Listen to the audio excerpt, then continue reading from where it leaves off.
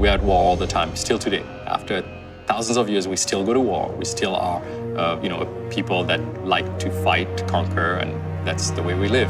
One thing that we thought at the very beginning was, what if war wasn't against one society against another, one religion against another, one people against another people? What if you segmented the race that we are and formed something that is partly us, but not really like us? The half-breeds were formed out of that. By this point, hundreds and hundreds of years of struggle has already kind of occurred between humans and the half-breeds. Basically, our story kind of paints them as another top-tier predator just like man is. The half-breeds are based on lore that exists from stories that were told in different countries, in different civilizations, societies. In our world, werewolf is something that came from a lore that they probably believed in thousands of years ago when it actually was a half-breed, an evolution of mankind. They still are I would say anatomically similar to humans, but they have, they're much taller, they're bigger, they have hides that are thicker, their musculature gets slightly augmented.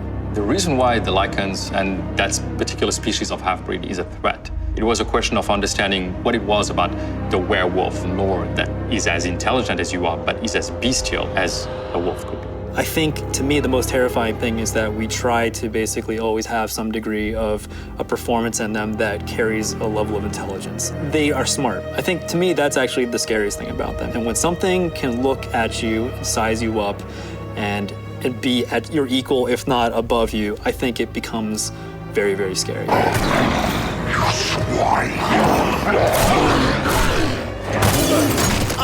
We really tried to capture the right balance of both human lupine anatomy and that level of imperfection that makes it not feel like this kind of action-y comic book creature, and much more like this is a creature that could have existed that we just haven't seen yet. The anatomy has to be right. If it doesn't look like it's built for the purpose that it needs to serve, it's gonna look kind of artificial. You don't want something to look like a man in a suit.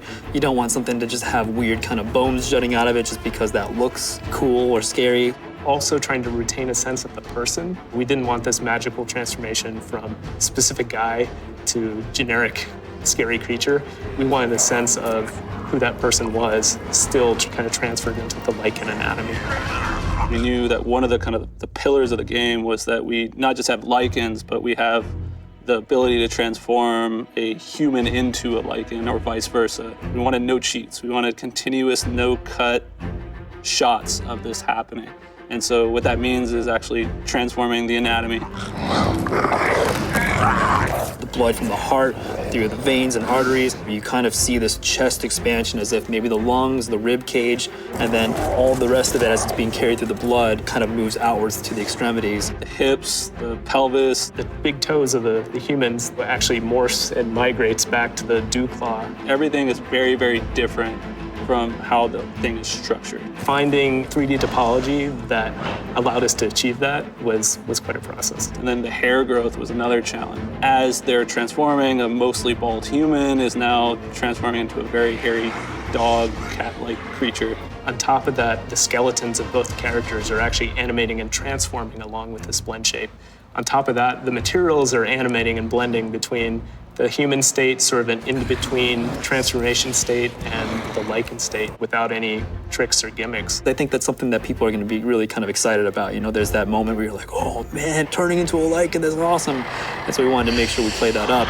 But once you feel like that thing makes sense and that it could really stand in front of you, I think there's this whole other layer of kind of emotion that sets in where you're like, wow, that's not just this thing that I take for granted as being a monster or something just, ooh, scary. It's like, that maybe could be something that, we just haven't found in the world. They're in hiding, we don't know where they are. It's always a struggle because everybody was like, should we push it a little more? It's like, no, guys, let's make it believable. Let's keep it in the realm of what people are gonna say. You know what? I don't believe in them, but if I did, that's what I would have believed in.